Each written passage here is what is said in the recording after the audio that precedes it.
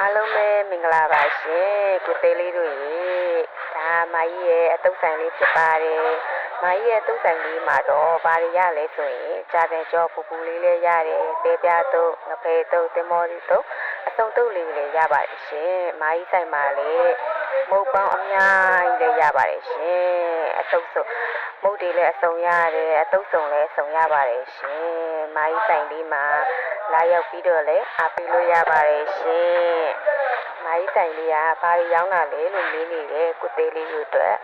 မာကြီးဆိုင်ကအတုပ်စုံရောင်းပါပဲရှင်အတုပ်စုံရောင်းတာပါရှင်မုတ်အများကြီးလည်းရပါတယ်ရှင်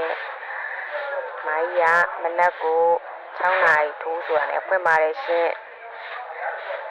လာပြီးတော့စားတောက်ချင်တယ်ဆိုလည်းလာစားလို့ရပါတယ်ရှင်ဒါလေးကတော့ကြာတဲ့ချက်လေးပဲဖြစ်ပါတယ်ကြာတဲ့ချက်ချက်တာတော့မမီလိုက်ဘူးမတင်မီလိုက်ကြာတဲ့ချက်ကကုန်ကန်ဒီမမကြီးကတင်ပြီးသွားတာဒါလေးကတော့ကြာတဲ့ချက်လေးကိုပါဆယ်လေးထုတ်ပြီးတာပါရှင်ကျေးဇူးတင်ပါတယ်